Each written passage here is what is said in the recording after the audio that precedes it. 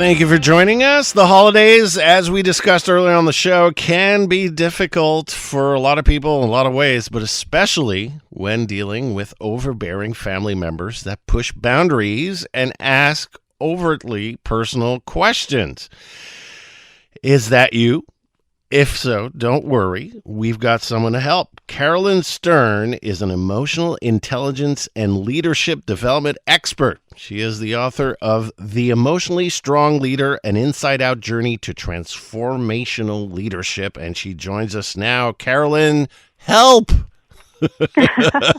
Thank you for joining us, because these gatherings are a major source of stress for so many people. What kind of apprehensions do you hear most about with these holiday gatherings? Oh, well, people are stressed, a little overwhelmed with all the things that they're thinking about is going to happen in the conversations at the dinner table. They're feeling anxious, they're insecure, all of those emotions can be brought up. I mean, let's be honest, David, we've all seen those picture-perfect families in holiday films, but the reality is very different, right? It can be less of a Hallmark movie and more of a National Lampoon's Christmas Vacation.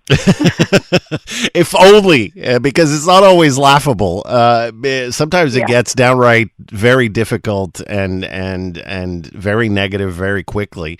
Mm-hmm. And so tell me, how do you address, for example, so there seems to be some family members that can't help for being negative towards what you're doing or what you're saying. How do you react to that? First of all, what kind of state of mind do you have to put yourself in? Because a lot of times you know what you're in for. And so even before, is there ways to prepare for the onslaught? Yes, absolutely. So step one, hope for the best, but plan for the worst, right? Assume history is going to repeat itself. Mm-hmm. Aunt Agnes is going to ask you if you're still single. Cousin Joe, who runs his own company, is going to ask you if you're still in that dead-end job, right? Mm-hmm. I think the other thing is know what's going to trigger you and trigger a negative emotional response in you. So know your triggers.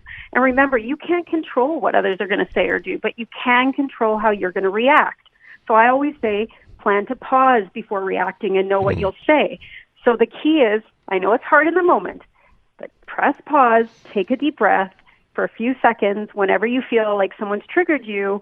And that really, like grounding experience, that to press pause and take a deep breath, although it sounds simple, it can really calm your parasympathetic nervous system. And that'll give you an opportunity to choose how you're going to respond and also think about the impact of your response. So I always tell all of my clients and friends, have a plan. Determine ahead of time how you are going to respond to those inappropriate questions. So things like, I've gained a little weight. Let's say somebody says that to you, you look like you've gained some weight. You could say something like, I actually have gained a little weight and I'm feeling sensitive about it. So I appreciate you not bringing it up. Or if another, cousin says, oh, you look tired, or, you could say, oh, I'm feeling quite rested. Thank you. But I appreciate your concern. And so it seems like it would entail a lot of homework before the actual gathering to get ready for this, because not everybody, especially I got to say, when I used to go, because my solution is I've basically stopped family gatherings, because I got to a point where I would head straight for the alcohol and have 3 drinks before 15 minutes were up. So I'm sure I'm not the only one to do that. I'm sure alcohol doesn't help, right? No, alcohol is not a solution, but emotional intelligence is, right? It really is. And I know we've never had an emotional education, right? Our school system focuses on our IQ, not our EQ. But what EI is just thinking about what's going to trigger an emotional response and planning ahead. So it's really about being intelligent about your emotions and thinking smarter and more clearly. It's using the information. Like if you asked me at the beginning of this call, you asked me, how are people feeling? Well, if you know you're feeling stressed or you know you're feeling overwhelmed, ask yourself, what is that feeling telling me about me? And then how can I respond in a respectful way at the dinner table.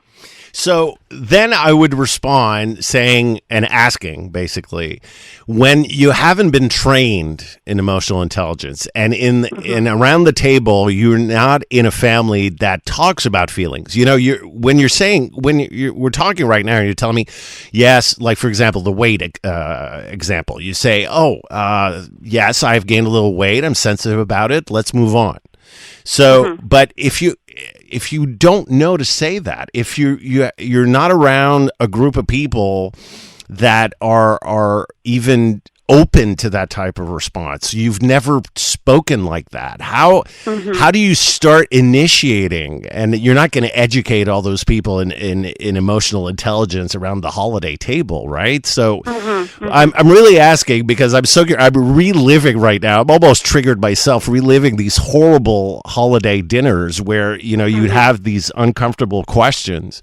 And so how do you begin? At the beginning of the very beginning of this.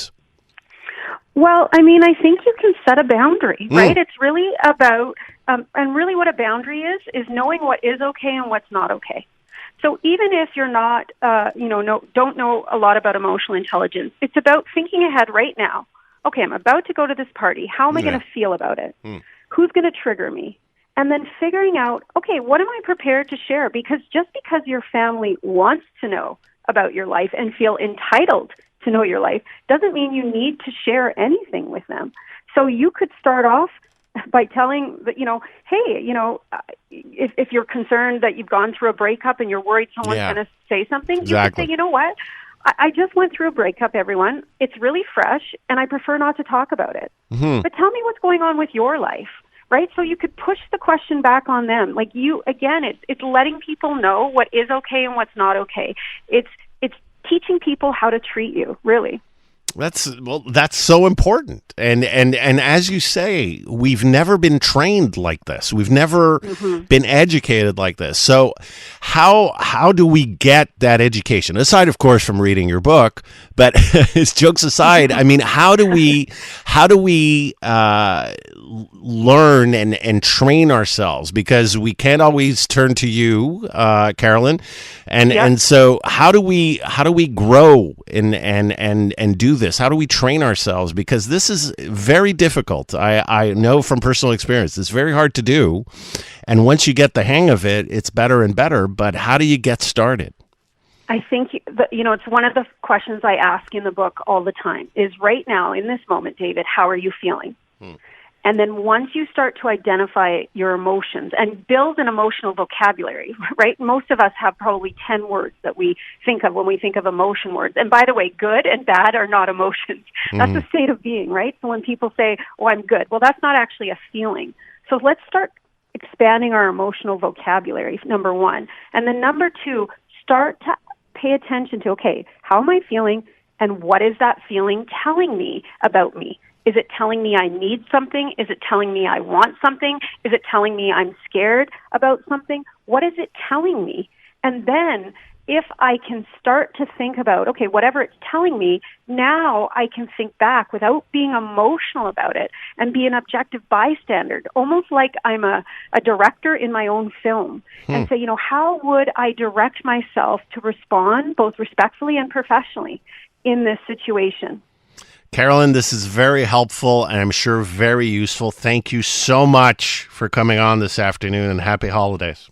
Happy holidays. Thanks for having me. Carolyn Stern, emotional intelligence and leadership development expert, professional speaker, author, and university professor.